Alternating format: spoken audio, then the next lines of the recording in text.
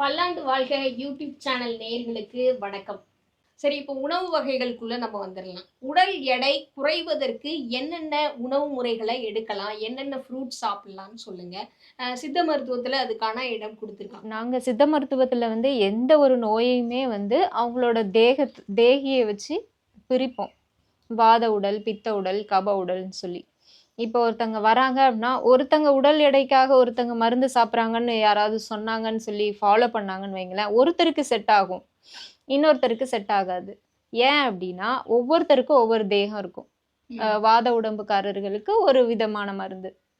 பித்த உடம்புக்காரர்களுக்கு அதுக்கேத்த உணவு, மருந்து. இந்த மாதிரி பிரிச்சு தான் நாங்க சித்த மருத்துவத்துல மருந்து குடுப்போம். அ ஏன் ஒருத்தருக்கு உடல் எடை குறையுது, இன்னொருக்கு ஏன் குறையல அப்படின்னா, காரணம் இதுதான். தேகிய பொறுத்து நாங்க மருந்து குடுப்போம். இவங்க சொன்னாங்க, அவங்க சொன்னாங்க அப்படின்னு சொல்லி சாப்ட்டு, நெறைய பேருக்கு குறையாது. அது காரணம் இதுதான். அவங்களுக்கு நீங்க குடுக்கக்கூடிய உணவு முறைகள் என்னென்ன ரெஃபர் பண்ணுவீங்கன்னு கேட்டிருந்தேன்.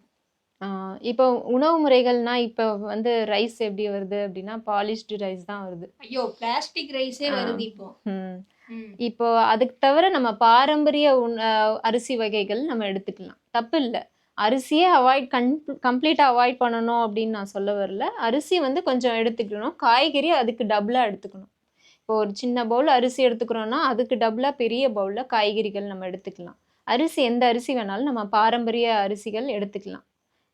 கருப்பு கவுனி அரிசி, மாப்பிள்ளை சம்பா அரிசி, மணி சம்பா இந்த மாதிரி அரிசிகள் நம்ம உடல் எடைய குறைக்கிறதுக்கும் வாய்ப்பு இருக்கு. ஆரோக்கியமா நம்ம வாழ்றதுக்கும் அதுல நெறைய சத்தான பொருட்கள் இருக்கு. கண்டிப்பா. நீங்க சொன்ன மாதிரி இப்போ புதுமையில போய்க்கிட்டு இருந்தாலும், ஜங்க் ஃபுட்ல போயிட்டு இருந்தா கூட, பழமைய நோக்கி டிராவல் பண்றாங்க. இந்த மாரி உடல் எடை குறையும் அப்டின்னா, நீங்க சொன்ன மாரி கவுனி அரிசி, மாப்பிள்ளை சம்பா அரிசி, மூங்கில் அரிசி, இந்த மாரி அரிசிகள தேடி போற காலகட்டமும் வந்துருச்சு. இத வளரும் குழந்தைகளுக்கு ரெஃபர் பண்ணலாமா? கண்டிப்பா சாப்பிடலாம். கண்டிப்பா குழந்தைங்களுக்கு சின்ன குழந்தைங்கள்ல இருந்தே அவங்களுக்கு நம்ம பழக்கப்படுத்தணும் அப்டின்னா, அவங்களுக்கு அது பழகிடும்.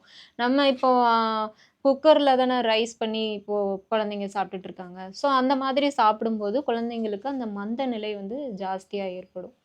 ஸோ அதனால அவங்க உணவா எடுத்துக்காம நெறைய நொறுக்கு தீனிகள அதிகமா சாப்பிட ஆரம்பிச்சுடுறாங்க. ஸோ அத கண்டிப்பா அவாய்ட் பண்ணணும் நம்ம.